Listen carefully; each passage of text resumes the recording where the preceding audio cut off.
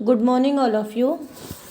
So आज आपण second chapter start करणार आहे प्रिन्सिपल ऑफ बिझनेस ऑर्गनायझेशनचे, म्हणजेच व्यवसाय संघटनेची मूल तत्वे. याचं सेकंड चॅप्टर आपल्याला स्टार्ट करायचं आहे. सेकंड चॅप्टरचं नाव आहे बिझनेस. ओके, सो त्यामधला फर्स्ट टॉपिक आज आपण पाहणार आहे 2.1 व्यावसायिक क्षेत्र आणि त्यांची रचना, business sector and is form. Okay, first त्याच्यामध्ये आपण पाहणार आहोत आता business sector meaning and concept. व्यावसायिक क्षेत्र, अर्थ व संकल्पना. From the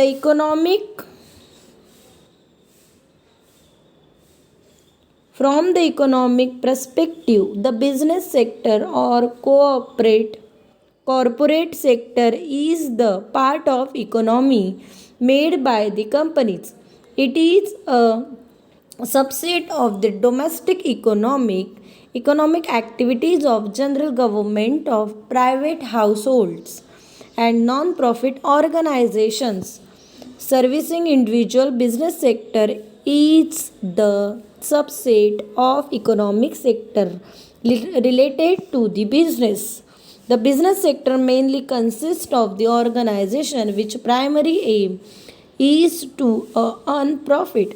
This organization combines the services of four productive components in the context of the product which are produced from the sector to keep the work of product running smoothly. The primary objective of being a business sector is to produce goods to meet the necessity and needs and domestic customers.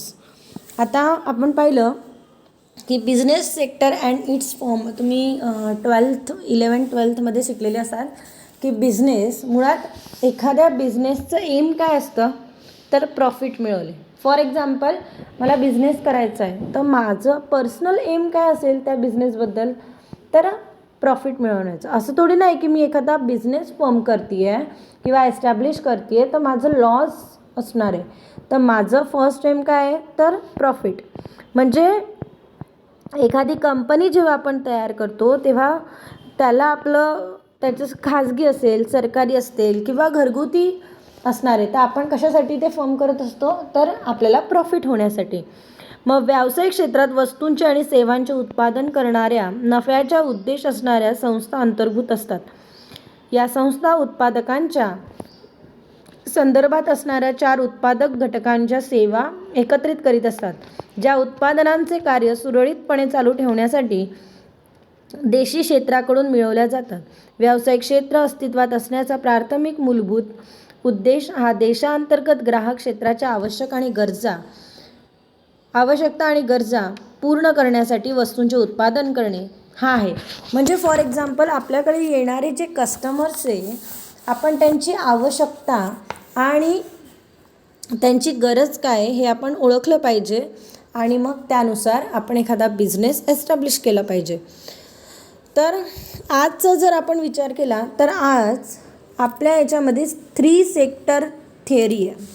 आता त्रिक्षेत्रीय सिद्धांत म्हणजे काय तर त्रिक्षेत्रीय सिद्धांत हा आर्थिक सिद्धांत असून जो अर्थव्यवस्थेला कार्याच्या 3 क्षेत्रामध्ये विभागला गेला, म्हणजेच 3 सेक्टर. मग ते 3 सेक्टर्स कोणते कोणते होते तर आपण त्यामध्ये पाहूया. एक फर्स्ट होता की प्राथमिक क्षेत्र, त्याला आपणच म्हटलं जातं निस्सारण, म्हणजेच रॉ मटेरियल. सेकंड आहे मॅन्युफॅक्चरिंग, त्यालाच मराठीतून म्हणतात द्वितीय किंवा दुय्यम क्षेत्र, त्याला म्हटलं जातं उत्पादन निर्मिती. आणि थर्ड म्हणजेच कोणता तर टर्शरीज, म्हणजे व्हेरियस सर्व्हिस आपण प्रोव्हाइड केल्या जातात, मराठीतून त्याला म्हटलं तृतीय क्षेत्र म्हणजेच सेवा. मग आता प्राथमिक क्षेत्राचा जर विचार केला तर शेतकरी किंवा फार्मर्स हे सगळे कशामध्ये आले तर प्रायमरी सेक्टरमध्ये आले. त्याच्यानंतर सेकंडरी सेक्टरचा जर विचार केला तर सेकंडरी सेक्टरमध्ये आपण काय करतो, तो मॅन्युफॅक्चरिंग करतो. म्हणजे फॉर एक्झाम्पल जर प्रायमरी सेक्टरचा विचार केला तर आपण पकडूया की ऊस आहे. ऊसापासून आपण साखर तयार करतो. मग ऊसापासून जेव्हा साखर तयार होते तेव्हा ती सेकंडरी सेक्टरमध्ये जाते. आणि सेकंडरी सेक्टर नंतर आपण ज्या सेवा प्रोव्हाइड करतो आहे, गव्हर्नमेंटकडनं ज्या सेवा प्रोव्हाइड केल्या जातात त्याला म्हटलं जातं तृतीय क्षेत्र. आता तृतीय या त्रिक्षेत्रीय सिद्धांताचा विकास कोणी केलेला आहे, तर Alan Fisher, Colin Clark and Jean Fourastie या तिघांनी केला आहे.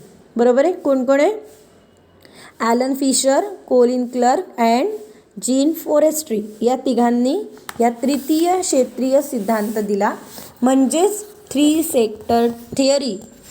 आलं लक्षात. आता नेक्स्ट आपण बघणार आहोत की आता हे कसं त्यांनी डिसाईड केलं असेल. आता प्रायमरी सेक्टरमध्ये जे पण येतात ना ते फक्त रॉ मटेरियल येतात. जसं की आज आपण पाहतोय गहू आहे, त्याच्यानंतर ऊस असणार आहे. ऊसापासून आपण गूळ तयार करू शकतो, ऊसापासून साखर तयार होते. म्हणजे अशा प्रकारे आपण त्याच्यावर काय करतो, मॅन्युफॅक्चरिंग करतो आणि ते सेकंडरी याच्यामध्ये जाते सेक्टरमध्ये. टर्शरी सेक्टरमध्ये कोणते कोणते येतील, जर गव्हर्नमेंटने आपल्याला दिलेले जे काही फॅसिलिटीज आहे, सर्व्हिसेस आहे, म्हणजे फॉर एक्झाम्पल ट्रान्सपोर्ट असेल, टेलिकम्युनिकेशन्स असेल, रेल्वे सेवा असतील, या सगळ्या कशामध्ये येतात, तर या सगळ्या सेवा या तृतीय क्षेत्रामध्ये येतात. आता सगळ्यात पहिले आपण पाहूया प्राथमिक क्षेत्र. आता प्राथमिक क्षेत्र म्हणजेच प्रायमरी सेक्टरचा जर विचार केला तर त्याच्यामध्ये रॉ मटेरियल येतं. The primary sector of the business or economic is that sector in which the natural resources includes. Primary sector involve acquiring raw material. It includes agriculture,